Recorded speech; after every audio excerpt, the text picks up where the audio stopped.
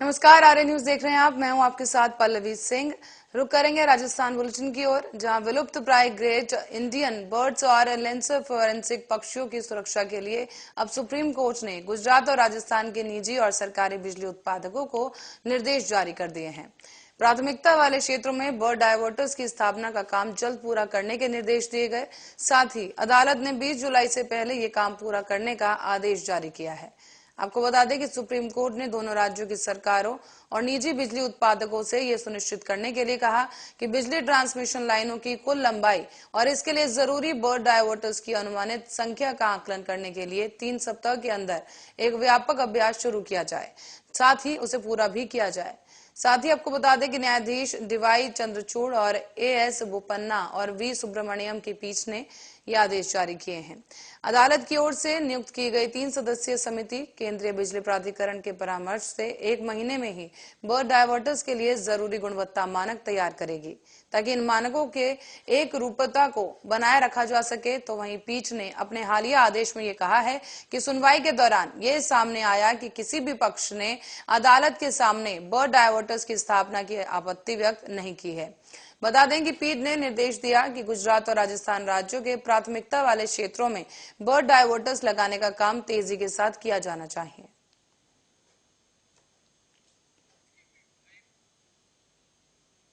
तो वहीं बेरोजगारों के लिए एक बड़ी खबर सामने आई है, जिसके चलते राजस्थान की अशोक गहलोत सरकार ने प्रदेश में 71 करोड़ से भी ज्यादा के निवेश प्रस्तावों को मंजूरी दे दी है। इससे करीब 26,000 से अधिक बेरोजगारों को रोजगार मिलने की संभावना है। इस दौरान आला अधिकारियों ने मिलकर प्रदेश में आए निवेश के प्रस्तावों पर विस्तृत मंथन भी किया। ये प्रस्ताव auto, agro processing, textile, pharma, solar energy, glass और सिरेमिक इंजीनियरिंग और सीमेंट क्षेत्रों से संबंधित बताए जा रहे हैं। आपको ये भी बता दें कि सीएम गहलोत की अध्यक्षता में जयपुर में बोर्ड ऑफ इन्वेस्टमेंट की दूसरी बैठक हुई और इन प्रस्तावों पर उसी दौरान मोहर लगाई गई है।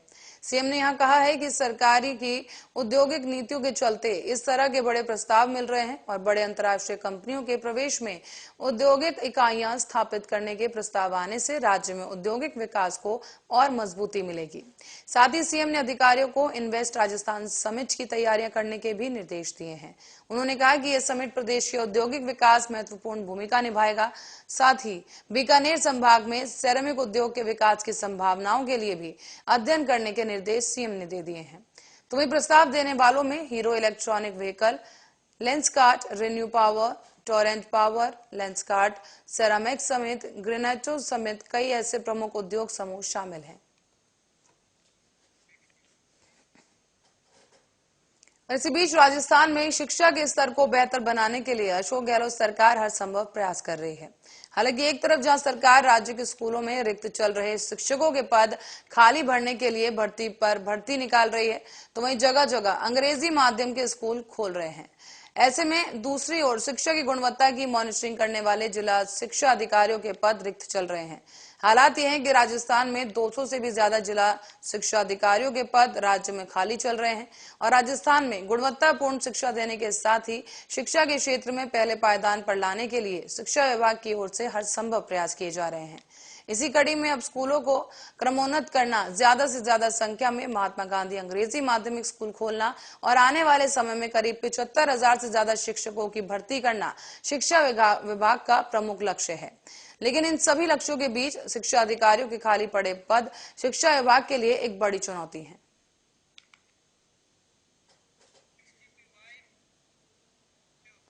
तो वहीं 2023 के अंत में राजस्थान विधानसभा चुनाव होने जा रहे हैं, लेकिन अभी से 1.5 साल का समय बाकी है और प्रदेश की राजनीतिक पार्टियां और नेता चुनावी मोड में आ चुके हैं। इस दौरान आरोप प्रत्यारोप का दौर इन दोनों मीडिया में सुर्खियां बना हुआ है। इसी कड़ी में बीजेपी के प्रदेश अध्यक्ष सतीश पूनिया ने बांसवाड़ा में मीडिया से रूबरू होते हुए कांग्रेस पर तंज कसा है। उन्होंने कहा कि अब पता चला कि राजस्थान की सरकार कमजोर क्यों है।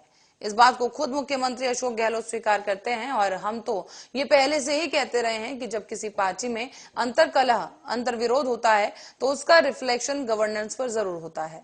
सतीश पूनिया ने आगे कहा कि कांग्रेस पार्टी के आलाकमान आज ये तय नहीं कर पाए कि बड़ी विचित्र सी बात है कि प्रमुख मुख्यमंत्री अशोक गहलोत स्वीकार कर रहे हैं उनका इस्तीफा सोनिया गांधी के पास पड़ा है। पुनिया ने कहा कि उन्हें लगता है कि प्रदेश में जिस तरीके से किसानों और नौजवानों के साथ कांग्रेस ने वादा खिलाफी की थी, सभी को धोखा दिया था, जनता समझ चुकी है। आगे पुनिया ने कहा है कि 2023 में जनता कांग्रेस को विदा करके हर वादा खिलाफी का मुंह तोड़ जवाब देगी।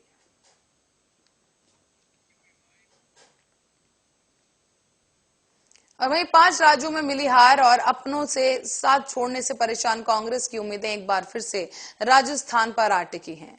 आपको बता दें कि 2014 लोकसभा चुनाव के बाद से ही लगातार हार झेल रही कांग्रेस को राजनीतिक संजीवनी पहली बार राजस्थान में मिली। वहां जब उपचुनाव में कांग्रेस ने राज्य में 2 लोकसभा सीटें समेत 3 सीटें जीती। इसके बाद 2018 विधानसभा चुनाव में कांग्रेस ने अपने दम पर जीत दर्ज की थी। आपको बता दें कि राजनीतिक जमीन फिर से हासिल करने की कोशिश में जुटी कांग्रेस अब उदयपुर में अगले महीने होने वाले चिंतन शिविर में इसका हल खोजेगी। 2 राज्यों तक सिमट चुकी कांग्रेस के लिए एक बार फिर से राजस्थान ही उम्मीदों का प्रदेश बनेगा। कांग्रेस राजस्थान की राजनीतिक नीतियों के बूते अपने आगे का प्लान ऑफ एक्शन तैयार कर सकती है। नए कांग्रेस अध्यक्ष की ताजपोशी भी एक बार फिर से यही होने की संभावना है। इससे पहले भी राहुल गांधी कांग्रेस के अध्यक्ष यहीं पर बने थे। तो वहीं वर्तमान हालातों को देखा जाए तो कांग्रेस के लिए राजस्थान सबसे महत्वपूर्ण राज्य है।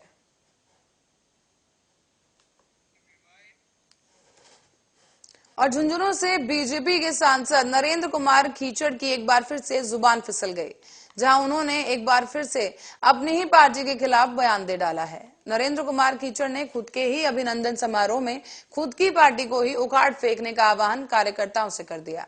जानकारी के अनुसार ये मामला कल रात का है, जहां झुंझुनू के मंडावा कस्बे में गणेश मंदिर के पास बीजेपी के सांसद नरेंद्र कुमार का अभिनंदन समारोह आयोजित किया गया था। बीजेपी सांसद ने अपने संबोधन में कहा कि सबको एकजुट होकर बीजेपी को उखाड़ फेंकना है। आपको बता दें, उन्होंने इस दौरान करौली मसले पर भी पहले राज्य सरकार को कटघरे में खड़ा किया और फिर केंद्र सरकार समेत नरेंद्र मोदी की नीतियों की प्रशंसा की। आगे उन्होंने कार्यकर्ताओं से बाद में एकजुट होकर कांग्रेस को झुंझुनू जिले से उखाड़ फेंकने का आह्वान किया और इस आह्वान को दोहराते समय सांसद नरेंद्र की जुबान फिसल गई और वो कांग्रेस की जगह बीजेपी बोल गए। तो वहीं सांसद के इस भाषण का किसी ने सोशल मीडिया पर एक वीडियो भी वायरल कर दिया है। हालांकि खास बात यह रही कि सांसद की जुबान फिसली उस वक्त उनके साथ मंच पर बीजेपी के जिला अध्यक्ष और जिला प्रमुख समेत कई अन्य नेता मौजूद थे, जिन्होंने उन्हें टोका तक नहीं। बता दें कि बीजेपी सांसद कई बार अपनी बयानबाजियों के लिए चर्चा में रहते हैं। तो वहीं लोकसभा के चुनाव में उन्होंने शराब बांटकर वोट मांगने की भी अपील कर दी थी, जिसका वीडियो भी काफी तेजी से वायरल हुआ था और अब एक बार फिर से वो चर्चा का विषय बन बैठे हैं।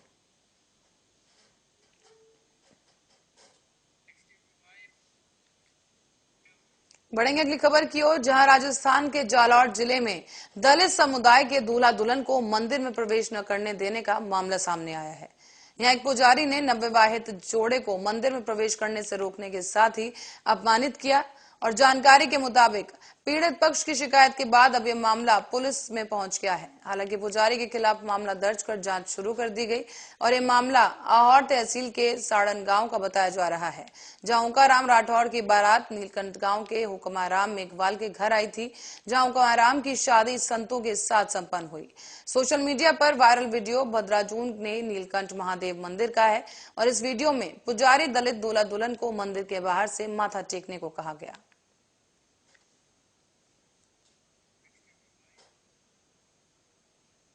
और आपको बता दें कि अलवर के पूर्व जिला कलेक्टर ननुमल पहाड़िया को एसीबी ने रिश्वत लेने के आरोप में शनिवार को गिरफ्तार कर लिया है। उनके साथ ही एक आरएएस अधिकारी अशोक शांकला और दलाल भी पकड़े गए थे और तीनों को रविवार को कोर्ट में पेश किया गया, जहां से कोर्ट ने उन्हें 14 दिन के लिए जेल भेज दिया है। आपको बता दें कि 5 लाख की रिश्वत लेने के आरोप में गिरफ्तार किए गए आईएएस पहाड़िया के घर पर तलाशी ली गई और इस समय एसीबी भी हैरान हो गई। पूर्व कलेक्टर के घर से महंगी शराब की 35 बोतलें मिली हैं, जिनकी कीमत करीब 1 लाख रुपए बताई जा रही है। तो वहीं आरएएस अधिकारी अशोक सांकला के घर से भी शराब की कई बोतलें बरामद हुई। तो वहीं आरोप है कि ननुमल पहाड़िया शराब पीकर फर्म के अधिकारियों को पैसे देने के लिए धमकाता था। मीडिया रिपोर्ट्स के अनुसार पूर्व कलेक्टर का 14 अप्रैल को ही ट्रांसफर हुआ था, लेकिन वो 10 दिनों से कलेक्टर के बंगले में ही रुके थे। कहा यह भी जा रहा है कि वो वसूली के लिए बंगला नहीं छोड़ रहे थे। और वहीं पहाड़िया ने दिल्ली मुंबई एक्सप्रेसवे हाईवे बनाने वाली कंपनी से 4 महीने के 16 लाख रुपए मांगे। साथ ही उन्होंने परिवादी से वो 5 लाख रुपए पहले ही वो ले चुके थे। बताया गया कि शनिवार को आरएएस अधिकारी अशोक सांखला के पास शिकायतकर्ता रुपए लेकर पहुंचा। यहां से ये रुपए दलाल नीति के पास पहुंचे और दलाल का नाम नितिन बताया गया। इस पर रास्ते में ही एसीबी ने दलाल को दबोच लिया और अब टीम गिरफ्तार किए गए आरोपियों से पूछताछ में जुटी है।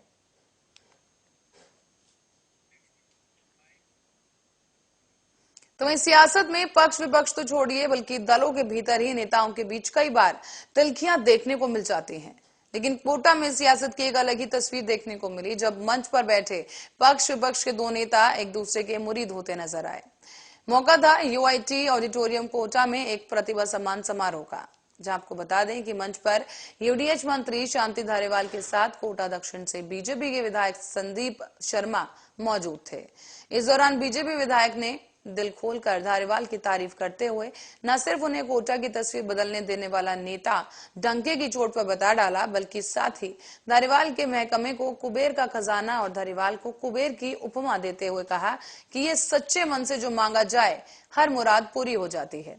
तो वहीं बात यूडीएच मंत्री धारीवाल की करें तो उन्होंने भी बीजेपी विधायक को न सिर्फ प्रेरक नेता कहा, बल्कि लोकप्रिय नेता का उपमा भी देते हुए मुस्कुराकर संदीप शर्मा को संबोधित करते हुए कहा कि अब आपको दी गई लोकप्रिय नेता की मेरी उपाधि को आप हमेशा कायम रखना।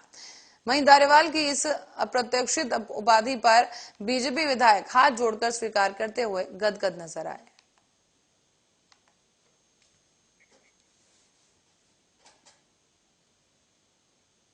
तो वहीं खबर अलवर से है, जहां जिले में प्रशासन ने आधी रात को गौशाला पर बुलडोजर चलाकर तोड़े जाने पर सवाल उठा दिए हैं। प्रशासन ने वन विभाग की जमीन पर अतिक्रमण बताकर जमीन को खाली करवाया। और अब आपको बता दें कि ये गौशाला यहां बरसों से थी, जहां पर 400 से ज्यादा गौवंश संरक्षण ले रहे थे। इस गौशाला को सरकार से अनुदान भी मिलता था। ऐसे में की गई इस कार्रवाई पर अब स्थानीय सरपंच और विधायक के दबाव में कार्रवाई किए जाने का आरोप लगाया गया है। तो वहीं रात को करीब 12 बजे एक बार फिर से प्रशासन गौशाला पहुंचा और वहां पर संचालक और अन्य लोगों को खदेड़ दिया गया। उन्होंने अपना सामान तक नहीं उठाने दिया गया। और आपको बता दें कि हनुमान मंदिर और एकमात्र गौशाला पर प्रशासन ने बुलडोजर चलाकर उसे ध्वस्त कर दिया है। मंदिरों को ध्वस्त कर 40 बीघा जमीन मुक्त कराई गई। गौशाला ध्वस्त होने से करीब 400 गौवंश बेहाल स्थिति में आ गए और भूख प्यास से व्याकुल हो चुके हैं। इस मामले में प्रशासन की तरफ से की गई कार्रवाई से चारों तरफ ही इस कार्रवाई का विरोध हो रहा है। तो वहीं शनिवार को प्रशासन ने देर रात करीब 12 बजे एक बार फिर से गौशाला पर बुलडोजर चलाए जाने को लेकर आपत्ति जताई और वहां मौजूद संचालक को गौशाला से खदेड़ दिया गया। बताया जा रहा है कि उन्हें उनका सामान तक नहीं उठाने दिया गया।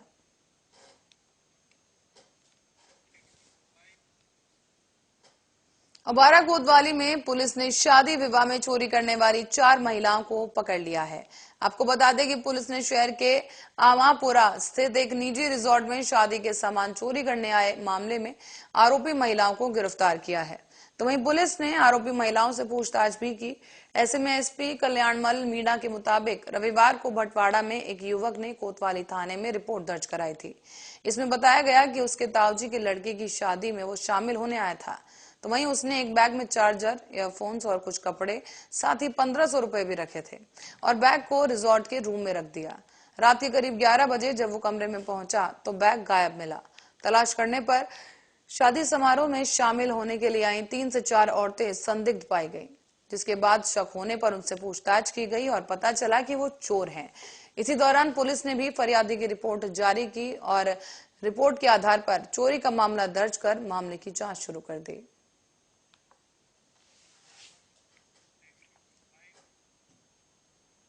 और अजमेर से एक बड़ा ही अजीब मामला सामने आया है, जहां पर सड़क हादसा हो गया है। यहाँ आपको बता दें कि उदय सागर गांव के पास ट्रैक्टर पलटने की वजह से एक महिला की मौत हो गई। यहाँ पर आपको बताते चले कि इसी के बाद से सावर पुलिस ने मौके पर पहुंचकर महिला के शव को चिकित्सालय पहुंचाया, जहां चिकित्सकों ने उसे मृत घोषित कर दिया। गौरतलब है कि घटनाक्रम के अनुसार ओकारपुरा निवासी अपनी पत्नी और बच्चों के साथ ट्रैक्टर ट्रॉली लेकर कुट्टी लेने जा रहा था। इसी दौरान पौधा सागर में निकट रास्ते में ही ट्रैक्टर अनियंत्रित होकर सड़क किनारे पलट गया। ट्रैक्टर पलटने की वजह से ही महिला ट्रैक्टर के नीचे दब गई। बताया जा रहा है कि महिला घंटों तक ट्रैक्टर के टायर के नीचे दबी रही। बता दें कि पूरे 2 घंटे तक महिला उसी अवस्था में रही और सूचना मिलने पर पुलिस ने जेसीबी की मदद से ट्रैक्टर को सीधा कर महिला को बाहर निकाला। उसे तुरंत ही अस्पताल पहुंचाया गया, लेकिन तब तक उसकी मौत हो चुकी थी।